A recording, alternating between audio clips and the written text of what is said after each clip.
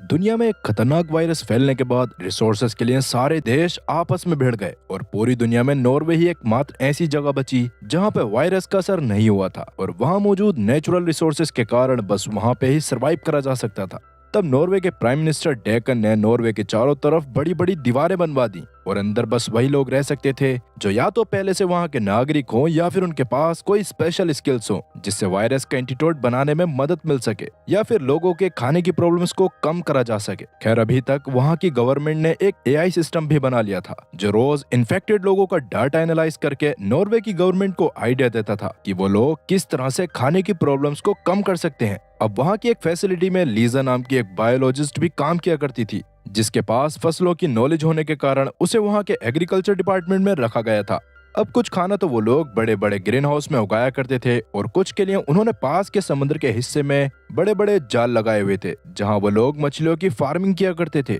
खैर आज लीजा अपने ऑफिस में जाके एक प्रेजेंटेशन देते हुए कहती है कि उन्हें ग्रीन हाउस की क्वांटिटी ज्यादा कर देनी चाहिए जिससे वो ज्यादा खाना उगा पाएंगे और लोगों को मीट के भरोसे नहीं रहना पड़ेगा। इस बात से उसका सीनियर काफी खुश हुआ और तुरंत ही उसके प्रोजेक्ट को परमिशन भी दे दी। इससे लीजा भी खुश होते हुए अपने साथियों के साथ मैप पे उस लोकेशन को ढूंढने लग गई थी जहां वो ग्रीन हाउस को बना सकते थे। तभी अचानक उनके कंप्यूटर सिस्टम में वार्निंग अलार्म बजने लगा जिसके हिसाब से नॉर्वे के फिशिंग फार्म्स में कोई दिक्कत आ रही थी। ये देखकर सब काफी ज्यादा परेशान हो जाते हैं क्योंकि 60% मीट वहीं से आया करता था और अगर वहां कोई गड़बड़ हो जाती तो नॉर्वे में मौजूद सभी लोगों के लिए बड़ी मुश्किल आने वाली थी। तब लीजा तुरंत ही फिशिंग फार्म की एक्टिविटीज को देखने की कोशिश करती है जिससे उसे पता चला कि पिछले 3 दिन से उन्होंने ना तो कोई फिशिंग कंटेनर सप्लाई करा है और ना ही 3 दिन से अपनी तरफ से कोई रिपोर्ट दी है। इससे लीजा और ज्यादा परेशान होकर तुरंत ही वहाँ के मैनेजर जेम्स को कॉल करने की कोशिश करती है लेकिन जेम्स उसके कॉल को तुरंत ही काट देता है। इसीलिए अब लीजा एक ड्रोन को फिश फार्म्स की तरफ भेजती है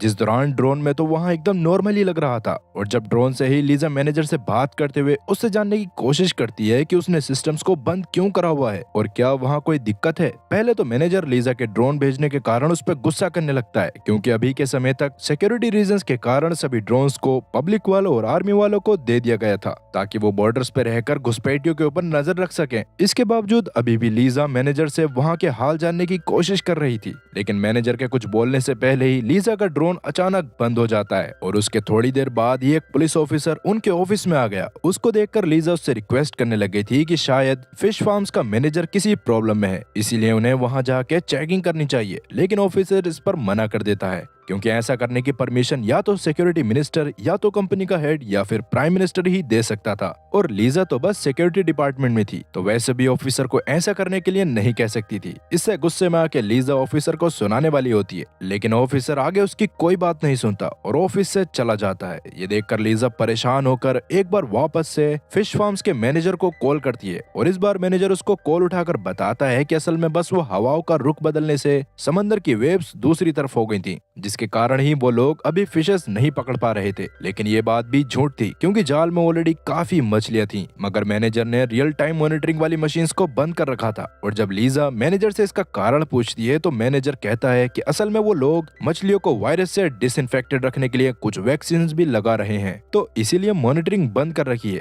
इस पर लीजा मान जाती है लेकिन मैनेजर को ऑर्डर देती है कि अगर कल सुबह 6 बजे तक मॉनिटरिंग वापस से चालू नहीं हुई तो वो अपने बॉस से बात करके किसी न किसी को वहां चेकिंग करने के लिए भेजेगी। अब ये बात सुनकर तो मैनेजर को पसीने आने लगे थे लेकिन वो कॉल पे इस बात को जाहिर नहीं करता। वहीं नॉर्वे के बॉर्डर पे काफी सारे लोग मौजूद थे जो किसी भी हाल में अंदर आना चाहते थे लेकिन आर्मी वाले बस उन्हीं लोगों को अंदर ले रहे होते हैं जो या तो मेडिकल फील्ड में एक्सपर्ट हो या फिर बायोलॉजिस्ट हो। तब चार्ली नाम का एक बायोलॉजिस्ट जो थोड़ा सा मशहूर भी था उसे उसकी बीवी माया और बच्चे के साथ अंदर एंट्री मिल जाती है लेकिन शहर में जाने से पहले उनके कुछ टेस्ट होने वाले थे। उस टेस्ट की रिपोर्ट्स के हिसाब से चार्ली और उसकी बेटी तो अंदर जा सकते थे लेकिन माया जो बाहर फैलने वाले खतरनाक वायरस के फर्स्ट स्टेज पर थी इसलिए वो लोग उसे अंदर नहीं ले सकते थे। इससे चार्ली और माया काफी परेशान हो जाते हैं पर वो कुछ कर पाते उससे पहले ही कुछ आर्मी वाले आके माया को बॉर्डर से बाहर भेजने लगते हैं। अब चार्ली अपनी बीवी का साथ नहीं छोड़ना चाहता था इसलिए वो जल्दी से खुद भी उसके साथ बाहर आ जाता है पर उसको समझ नहीं आ रहा था कि अभी उसे क्या करना चाहिए।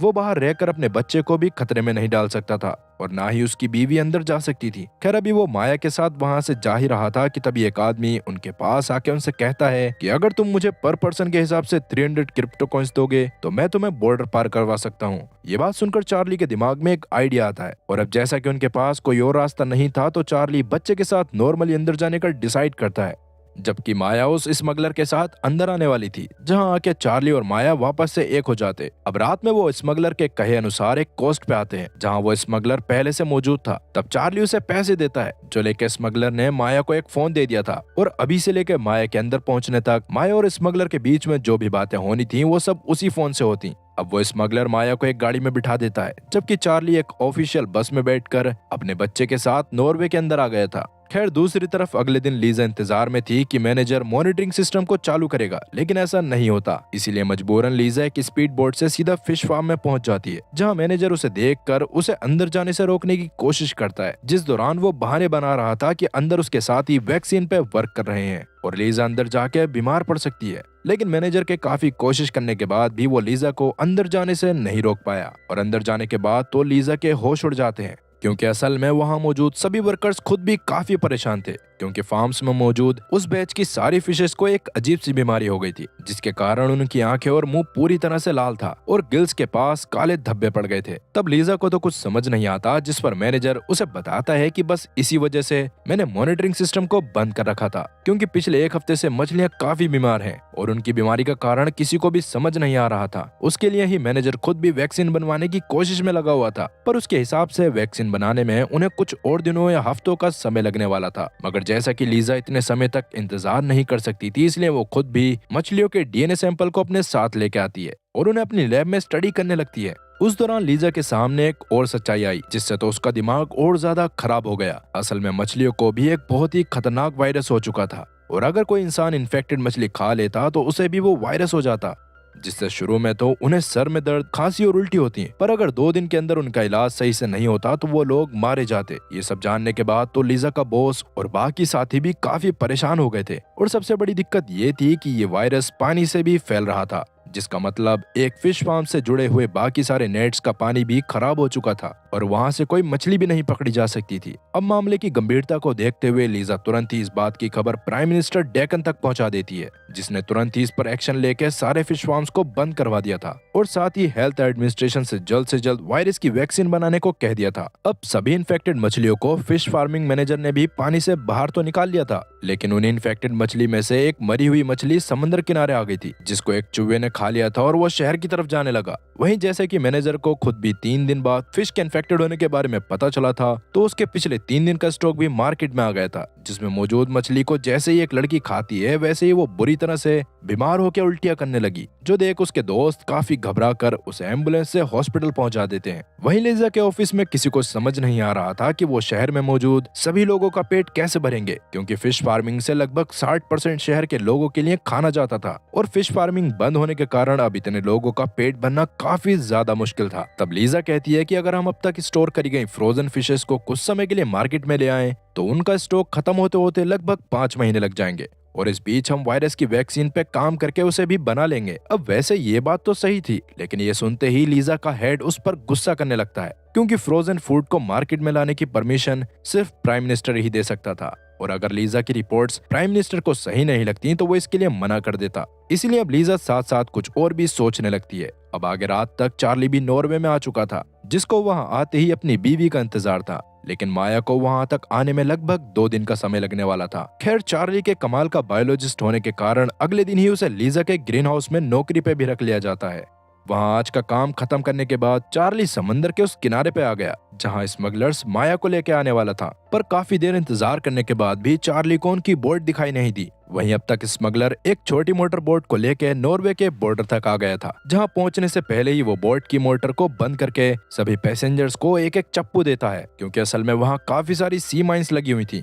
जिससे मोटर को भी डिटेक्ट किया जा सकता था और अगर धोखे से भी बोट किसी माइन से टकरा जाती तो बोट के परखच्चे उड़ जाते। खैर अभी वहां वो लोग जैसे तैसे बोट को आगे लेके तो आ जाते हैं, लेकिन जैसे ही कैप्टन बोट के इंजन को वापस से शुरू करता है तो अचानक पास में लगे कैमरे में उन सब की तस्वीर आ गई और इसके तुरंत बाद ही वहां पुलिस वालों का एक ड्रोन भी आ गया। उसको देखकर तो सब डरने लग गए थे, और अभी पुलिस वाले लगातार ड्रोन से सभी लोगों को रोकने को कह रहे थे, पर इसके बावजूद स्मगलर बोट नहीं रोकता, जिसकी वजह से पुलिस वाले मजबूरन ड्रोन से उन पर फायरिंग करना शुरू कर देते हैं, जिनसे ही बचते हुए बोट अचानक कुछ चट्टानों से टकरा जाती है। तब जैसे तैसे सब लोगों को रेस्क्यू करके हॉस्पिटल में तो भेज दिया गया था, लेकिन वहाँ उनके टेस्ट करने पर डॉक्टर्स को पता चलता है कि वो सभी लोग एक ही तरह के खतरनाक वायरस से पीड़ित हैं, जो देखकर तो किसी को कुछ समझ ही नहीं आ रहा था। खैर, अब तक हॉस्पिटल में सेम वायरस से पीड़ित होने वाले लोगों के एक दिन में 100 केसेस आ गए थे, और ये वायरस दरअसल वही वायरस था जो उन फिशेस के कारण फैल रहा था। अब जैसा कि उस वायरस के बारे में आम लोगों को भी पता चलने लगा था, इसलिए हेल्थ मिनिस्ट्री लोगों को बाहर कम से कम जाने को कहती है। साथ ही अब तक डेक्कन ने भी नॉर्वे में लेवल 1 इमरजेंसी घोषित कर दी थी, जिसके अकॉर्डिंग किसी को भी खाने में फिश नहीं खानी थी और अपने घर में स्टोर्ड फिश को भी जल्द से जल्द घर से बाहर फेंकना था। वहीं लीजा को अभी इस बारे में नहीं पता होता कि जिस वायरस को रोकने के लिए वो इतनी मेहनत कर रही है, वो ऑलरेडी शहर तक पहुंच चुका है। दरअसल लीजा भी अपने असिस्टेंट के साथ समुद्र में पानी के कुछ सैंपल्स कलेक्ट करने आई थी,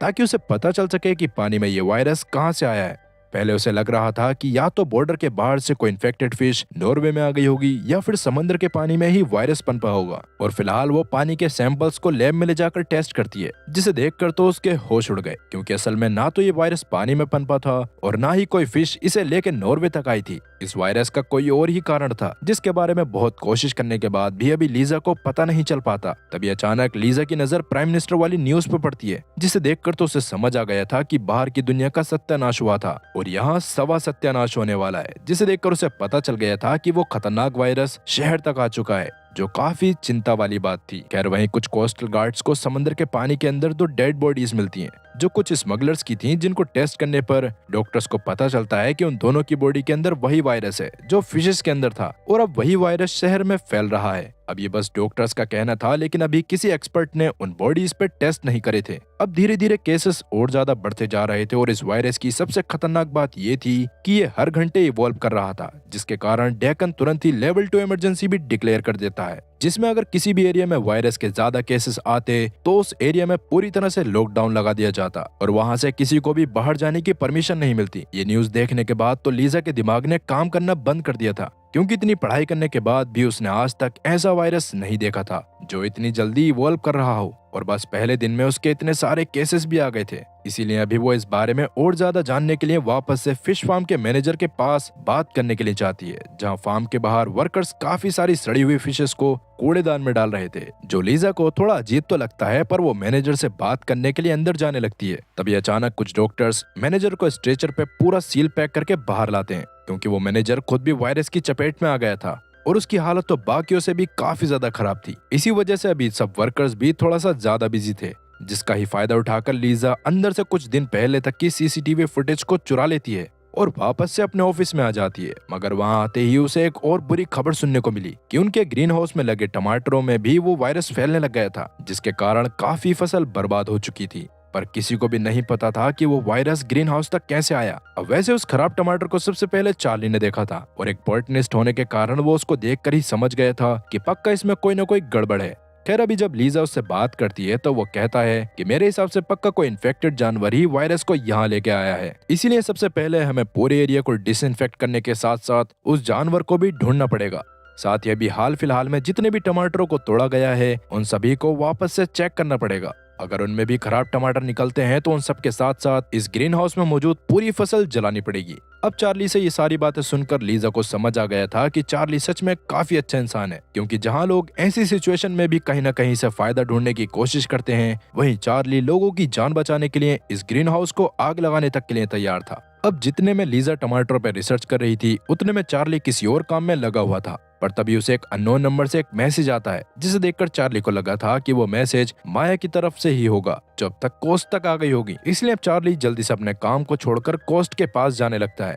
लेकिन रास्ते में ही उसे वो दलाल जिसने उसे 300 क्रिप्टो करेंसी ली थी वो मिलता है और चार्ली को बताता है कि माया की बोट के एक्सीडेंट हो जाने के कारण उन्हें हॉस्पिटल में एडमिट कर दिया गया है। ये बात सुनने के बाद तो चार्ली को दुख और गुस्से वाले इमोशन साथ में फील हो रहे थे, लेकिन दलाल उससे वादा करता है कि वो किसी भी तरह से उसकी बीवी को हॉस्पिटल से बाहर निकालने का रास्ता ढूंढ लेगा। मगर उससे पहले चार्ली को नॉर्वे की एक वैक्सीन लगवानी पड़ेगी, जो बाहर से आने वाले लोगों को लगाई जाती है, और अगर चार्ली ने वो वैक्सीन नहीं लगवाई तो जब उसके बारे में अथॉरिटीज को पता चलेगा तो वो लोग उसे बाहर निकाल देंगे। अब वैसे तो चार्ली को कुछ समझ नहीं आ रहा था, क्योंकि उसके वहां आने के बाद से उसको किसी वैक्सीन के बारे में नहीं बताया था। लेकिन अभी चार्ली के कुछ बोलने या पूछने से पहले ही वो दलाल चार्ली के वैक्सीन लगा देता है। वहीं हॉस्पिटल में माया और उसके साथ साथ भर्ती करे गए सभी पेशेंट्स की हालत काफी खराब होती जा रही थी, जिस दौरान खांसी चक्कर के साथ साथ उनके शरीर पे काले धब्बे बनने शुरू हो गए थे, जो देखकर डॉक्टर इतना ज्यादा डर गए थे कि उसने तुरंत ही हॉस्पिटल के उस फ्लोर को सील करके वहां किसी को भी जाने से मना कर दिया था। असल में उस वायरस की पावर धीरे धीरे इतनी ज्यादा बढ़ती जा रही थी जितना किसी ने भी नहीं सोचा था। और अब जैसा कि सबसे पहले लीजा के कारण ही इस वायरस के बारे में सबको पता चला था, इसीलिए डेकन खुद लीजा को बुलाकर इस वायरस की वैक्सीन पे काम करने को कहता है और लीजा को वायरस पे रिसर्च करके और भी खतरनाक चीजें पता चलती हैं। असल में ये वायरस बस एक रेड आई वायरस था, बल्कि उससे भी 1000 गुना ज्यादा खतरनाक ब्लैक प्लेग वायरस था, जिससे कई दशक पहले यूरोप में करोड़ों लोगों की जान गई थी। और तब से ही ये वायरस भी म्यूटेट होते होते पहले से भी 100 गुना ज्यादा खतरनाक हो चुका था, जिससे इन्फेक्टेड होने पर बस 2 दिन के अंदर किसी की भी जान जा सकती थी। अब जैसा कि समंदर में उन 2 स्मगलर्स की लाशें मिली थीं, तो सबको लग रहा था कि वो लोग किसी तरह से उस वायरस से इन्फेक्टेड हो गए होंगे और जब उन्होंने नॉर्वे में दाखिल होने की कोशिश करी होगी तो सी माइंस के कारण मारे गए होंगे और उनकी बॉडी लहरों के साथ साथ बहते हुए फिश फार्म्स के पास चली गई होगी और इसी वजह से फिशेस को वो वायरस हुआ था। इसीलिए अब डेकन पूरे नॉर्वे में ही रेड अलर्ट के साथ कर्फ्यू घोषित कर देता है, जिस दौरान उन लोगों को भी घर से बाहर निकलने की इजाजत नहीं थी जो पहले सरकारी काम से भी इधर उधर जा रहे थे। साथ ही अभी डेकन ने यह फैसला भी करा था कि जिन लोगों के पास नॉर्वे की सिटीजनशिप नहीं है उन लोगों को भी बाहर भेज दिया जाएगा, बेशक से उनकी स्किल्स की वजह से ही उन्हें हायर क्यों ना करा गया हो। ऐसा डेकन ने इसलिए करा था क्योंकि बाहर की दुनिया में जब वार शुरू हुई थी तो डेकन ने पहले ही दुनिया भर से जितना हो सके उतने फ्रोजन फूड को नॉर्वे में मंगवा लिया था और वो नॉर्वे की पुरानी आबादी के हिसाब से 1 साल के लिए सफिशिएंट था। अब जहां डेकन की प्रेस कॉन्फ्रेंस चल रही थी, उसी बीच हॉस्पिटल में पेशेंट्स की हालत और ज्यादा खराब होने लगती है, क्योंकि वो लोग खांसते खांसते मरते जा रहे थे। इधर लीजा को अभी अभी काफी चीजें समझ नहीं आ रही थी, इसीलिए सबसे पहले तो वो टमाटर वाले ग्रीन हाउस में जाके वहाँ की तलाशी लेती है और वहाँ उसे वही मरा हुआ चूहा मिलता है जो समुद्र के किनारे इन्फेक्टेड मछली को खाकर शहर में आ गया था। उसको देखकर लीजा को लग रहा था कि उसकी वजह से ग्रीन हाउस में एक खतरनाक वायरस आया होगा, लेकिन जब लीजा उसके पेट को फाड़ कर देखती है तो उसमें बस मरी हुई मछली का मीट होता है, जिसका मतलब चूहे ने टमाटर को छुआ भी नहीं था। पर इसके बाद भी वो इन्फेक्ट कैसे हो गए थे, यही बात लीजा को समझ नहीं आ रही थी कि तभी उसके पास एक अनजान आदमी का खत आता है, जिसको खोलने पर उसमें एक सेफ हाउस की चाबी, एक पासवर्ड और एक एड्रेस लिखा था। वो देखकर शुरू में तो लीजा को कुछ समझ नहीं आता, पर जब वो खत पे लिखे एड्रेस पे जाती है तो उसे वहाँ एक सूटकेस मिलता है। उस सूटकेस में काफी सारी हार्ड ड्राइव्स थी, जिन्हें लेके फिलहाल लीजा वापस आ जाती है और उन्हें एक एक करके प्ले करने लगती है। उनमें मौजूद वीडियोस को देखने के बाद तो लीजा पूरी तरह से दंग रह गई थी, पर उसने वीडियो में क्या देखा और क्या इस वीडियो से उस वायरस के असली राज के बारे में पता चल पाएगा, और आपको क्या लगता है कि उस दलाल ने चार्ली को क्या इंजेक्ट करा होगा, और सबसे बड़ा सवाल कि क्या लीजा इस खतरनाक वायरस का एंटीडोट ढूंढ पाएगी। इन सभी सवालों के जवाब मैं आप लोगों को इसके सेकंड पार्ट में दूंगा, जो इस सीरीज का आखिरी पार्ट होगा। पर क्या आपको ये सीरीज पसंद आ रही है या मुझे कोई और सीरीज की शुरुआत करनी चाहिए? अगर आप में से 100 लोग भी इसके सेकंड पार्ट को देखने के लिए कोरोना कमेंट करते हैं तो मैं इन 100 लोगों के लिए भी इसका सेकंड पार्ट जरूर लेकर आऊंगा। बाकी इसके साथ ही आज की कहानी का ये पार्ट यहीं पर खत्म होता है। मिलते हैं अगली वीडियो में, तब तक के लिए गुड बाय।